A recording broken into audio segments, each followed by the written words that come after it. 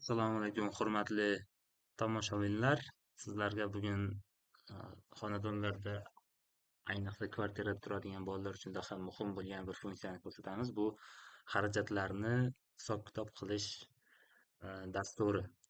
Bu yerda hozir asosiy qism kiritiladigan qism ham bu qism hisoblanadi bizda. Qancha summa kiritilgan va kim xarajat qilingan va kimlar bu ya'ni sherik bo'lgan bu xarajatga va nimagaligini kiritib ketishimiz mumkin.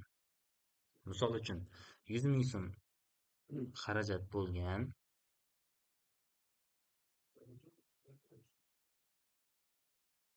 va nimaga?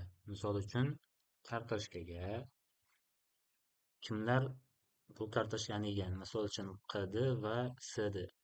Bu QD, SD bu ismlarni qisqartmalari mana bu yerda keltirilgan. Demak, Qodir va Sardorga 50 ming so'mdan yozildi hozir ikki kishi bo'lgani uchun hamtovoqlarda. Agar bu yerda yana masalan uchun CV qo'shilganda mana 3 kishiga bo'lingan bo'lar edi. Bizda bu yerda tekshiriladigan ikkita qismimiz bor: initial distribution va after distribution. Agar ikkalasi ham yaxshi ko'rsatkichni berayotgan bo'lsa, biz yaxshi davom etayotgan bo'lamiz. Hozir ikkinchisida muammo bor. Qayerda? Bu demak, after distributiondan muammo bo'layotgan bo'lsa, demak bizda manba asosiy tablimizda muammo ko'rsatayotgan bo'ladi. Nimada muammo bo'lishi mumkin? Demak, beradi 100 ming so'm yig'ildi va oladida hozir 0 o'tiribdi, ya'ni kim olishi noma'lum. Bu yerdagi asosiy narsa mana bu qilingan xarajatlarni kimga biriktirganmiz, kim qilgan. Misol uchun DL. Endi Dilbek mana xarajat qilgan 100 ming so'm bo'ldi va 100 ming so'm yig'iladi va 100 ming so'm oladi. Mana bular beradi, bu Dilbek oladi. Demak, hammasi yaxshi. Mana shunaqa holatda davom etamiz. 200 ming so'm misol uchun xarajat qilindi nimagadir. Bu yerda bir kishini tanlash kerak. Misol uchun Qodir 200 ming xarajat qildi. Nimaga osh qilindi deylik va kimlar? Bu yerda yana bitta tekshirishimiz kerak bo'lgan narsa, barcha qismga beradigan bo'lsak, bu avtomatik hammaga yozadi. Mana bu yerda ham yana bir e'tibor beriladigan joyi, mana bu qismi tanlandimi, ya'ni to'g'ri tanlandimi. Agar bu yerda go turgan bo'lsa yaxshi, agar go bo'lmasa nimadir neto. Misol uchun barchani oldiga biz ds qo'shadigan bo'lsak, to'xta bo'ladi.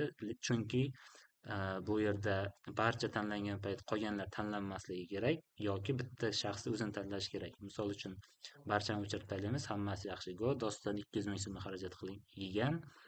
Oldiga agar kim ham qo'shib qolsa yana to'xta bo'ladi. Chunki kim degani bu asosiy hamtovoqlar aniq bo'lmaganligi sababli kim tanlanadi o'zi va bu avtomatik barchaga xarajatlarni bo'ladi. Xullas, mana shu ko'rinishda bemalol bizning dasturimizdan foydalanishingiz mumkin va barchasi yaxshi bo'ladi.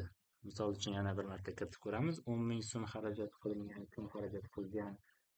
Bu yerda Sardor xarajat qilgan. Nimaga xarajat qilgan? Suv ichgan. Kim bilan suv ichgan? Misol uchun Sardor o'zi va kelinglar Doston bilan ichgan bo'lsa, mana ikki kishiga bo'linib xarajatlar hammasi hisoblanadi. Bu yerda ikkalasi ham yaxshi va biz davom etishimiz mumkin. Savol va takliflar bo'yicha bizga bemalol murojaat qilishingiz mumkin.